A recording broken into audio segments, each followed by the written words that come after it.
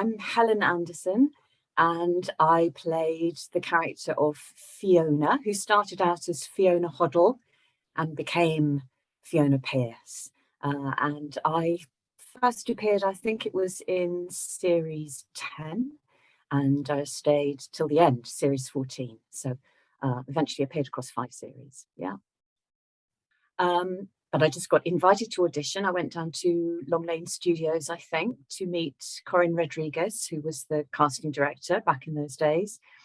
And initially, it was just to appear in 2 episodes. So they had a little story for Jeff Pearce.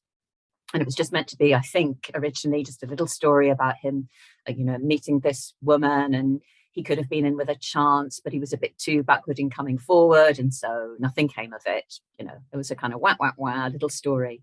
And then following that, something that they liked about the dynamic between the characters. And so I was invited back again in series 11, and it carried on from there. Oh. Oh, yeah, Fiona. I mean, later on, she went through a bit of a character transplant, but the original setup was that she was an engineer, and she was she was researching and developing a new kind of siren. And so the idea was that she came to test out this new quieter siren on the pump ladder, which was one of the appliances, that Blue Watch used.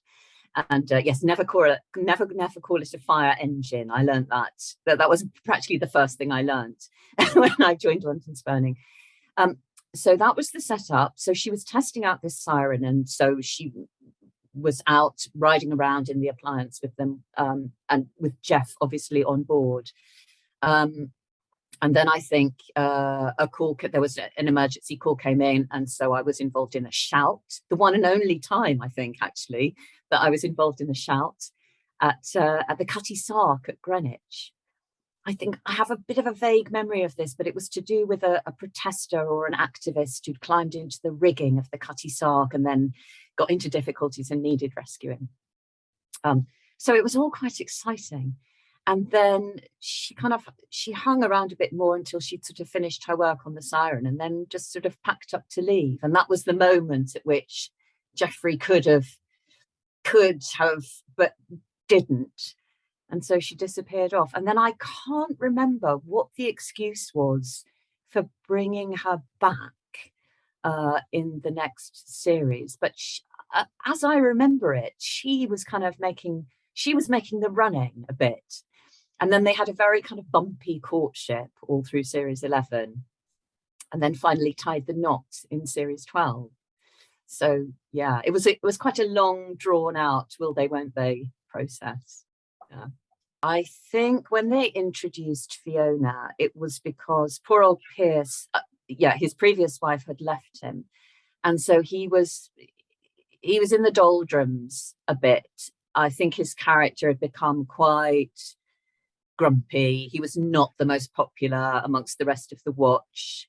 He had this nickname Poison because, well, Michael Garner will be able to tell you, lovely Michael Garner will tell you about this in much more detail. But as I understand it, he was a bit of a one for spreading malicious rumour and gossip. So, not the most popular guy. And I think introducing the character of Fiona sort of provided an opportunity to soften his character a little bit, without entirely losing sight of what else was going on in his personality. But it kind of gave a chance for him to show another side of himself.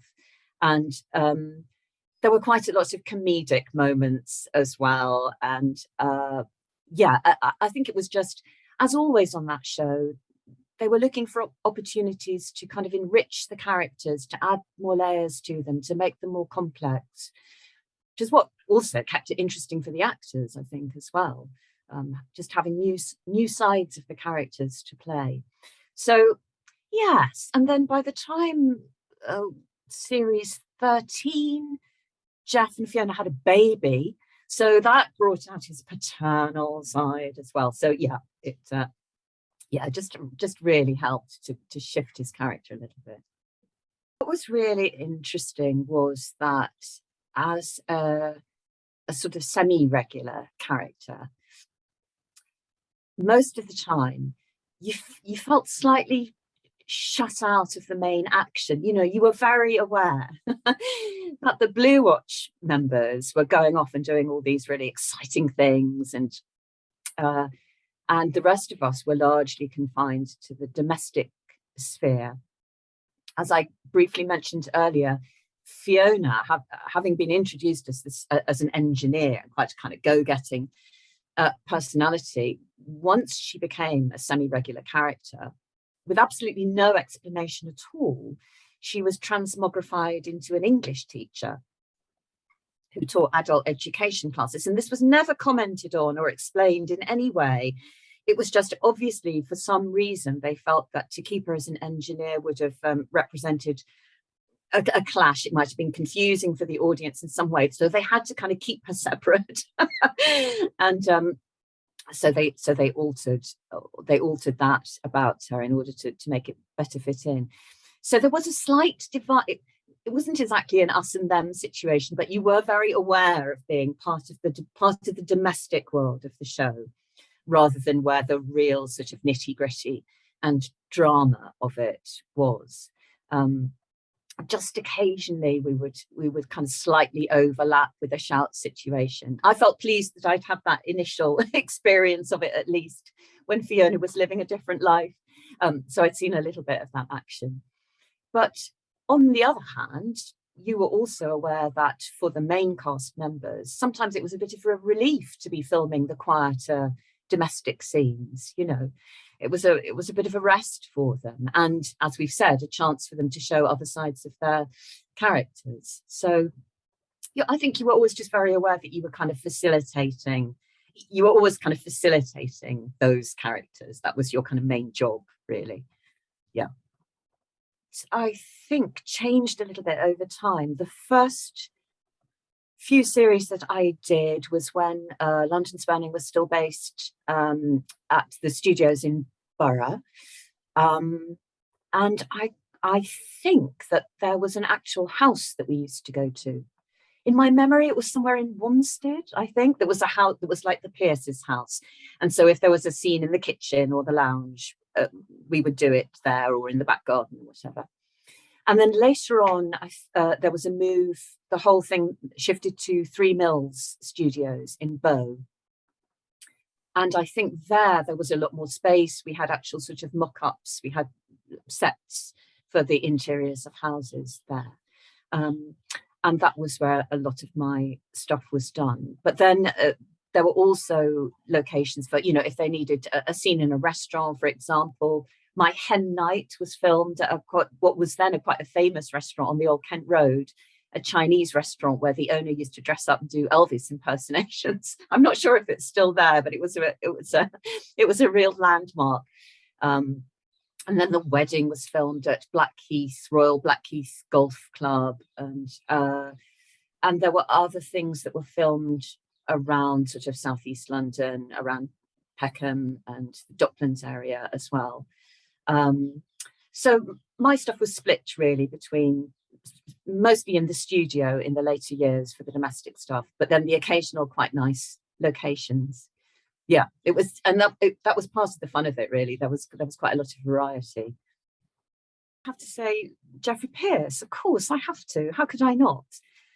Michael, he's just a wonderful actor, really, and a really, really clever screen actor. And he was just a joy, an absolute joy to work with. And also to kind of watch him working was really a kind of education for me. And yeah, and also just as a character as well, you know, I thought he was fabulous, and because there was such complexity to him. There were so many different aspects to his character. The whole relationship with his dog as well. Do you remember that with Bruno the dog and all of that? But that was always quite tricky filming days with Bruno the dog, but he he handled it very, very well. But yeah, I think he was my favorite character. Had to be. gosh, yeah, baby Eve. That was yes, that was quite a surprise. um, they decided to really, go the whole 9 yards with all of that. What do I remember about it? What I remember most was that they actually found a baby who was, I think, less than a day old the first time that we filmed with her, which was so, I mean, it was so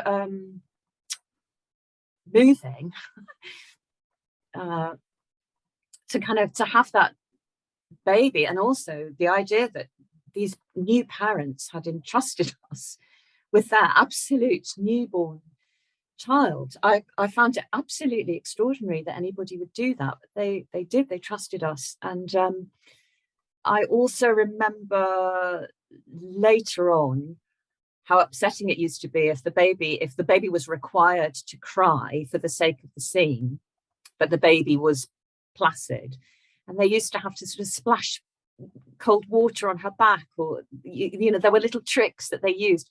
Actually, I have to say, rather like Bruno the dog and the kind of, the sausages behind the back and all of that. There are similar tricks with babies. I came to learn to get them to do the right thing at the right time. But but most of the time, the baby that we had, she was absolutely good as gold. But terrible sort of sense of responsibility to have this fragile, tiny little thing, in your arms. So and I think, I've probably blanked, as with real childbirth, I've probably blanked it out of my mind. But there was some terrible, childbirth acting. There was some terrible kind of moaning and groaning and screaming and shouting about that. And that's right. Just to complicate matters between Fiona and Pearce, which they, of course, were always looking to do. There was a period of deep misunderstanding. I think Pearce suspected Fiona of having an affair or something. Again, my memory of it is vague, but because she kept sort of disappearing, then he saw her with this young girl. And of course, it turned out to be this beautiful daughter who she had given up at birth from a previous relationship. She'd given her up at birth for adoption, and they had just found each other again. And was a lovely actor, Heather J. Jones, who played Zoe. She was great, and she kind of fitted right in. And in the end, she became part of the Pearce family, and it was all happy. But of course, none of these things can be smooth sailing. There'd be no point having them even in the story if they were. And I don't remember what the upshot of that was, but what I do remember really clearly was that Bruno was one of the most popular characters on the show. They used to regularly have these focus group things. They were always, quite rightly, very keen on finding out what their target audience was thinking, and what they were liking and what they weren't liking. And in these focus group things, Bruno would regularly come, right near the top of the list of people's favourites. And then I don't know what happened. I suspect that Bruno got a bit above himself and decided to ask for too much money or something. But they decided to kill Bruno off. And unfortunately, it was Fiona who was given, who was the one who had to find him, dead in his basket, and then sort of deal with the situation. And I remember at the time just being really nervous that it would sort of turn the audience against me, that I would be somehow blamed for the death of Bruno. But you're absolutely right about the allergy thing, and I can't remember what the upshot of that was.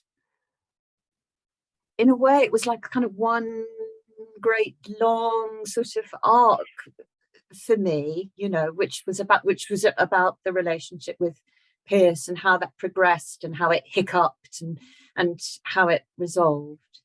But the other thing that I really, really liked was they gave me a friendship with Kelly, played by Vanessa Pett, who was just so lovely and wonderful, became a really good friend. And she was George's wife. And so that was really nice for me as well. Not that we had a particular story, but there were just kind of incidents where we were allowed to slightly get up to hijinks together, and have a bit of a gossip in the background, and all of that. And that, as I was saying earlier about being given different sides to play of a character, that it was that relationship with Kelly that allowed Fiona to show a different side of herself as well. So I really appreciated that. One thing I do remember is I was talking earlier about the Bruno thing, being the one who had to find Bruno dead in his basket. And what I remember about that was that, for reasons I don't know, again, maybe because the real Bruno had kind of asked for too much money, and then didn't deign to come on and play dead for those scenes, they had to procure a sort of a taxidermy specimen of a boxer dog for those scenes. And it was just the most horrible thing. I remember the smell of it really vividly, and just how horrible that was, to have to do that, and how foolish it felt as well. But apart from that, I don't remember. It was always just good. There was always lots of, mistakes and silly things happening, but always so much good humor. It was really good fun to be part of it, and everybody got on. It's such a cliche, but everybody got on. There was a kind of family feel about it. The same crew came back every year. Everything was familiar, and it was so it was all just,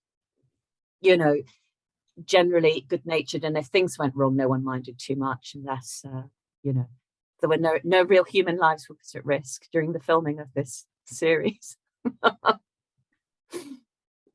Oh, thank you. Oh no, it's really good. Thank you so much. And good luck with the whole project. I just think it's such a great idea. Really fantastic. Oh, take care. Yes, give my love to Michael, and yeah.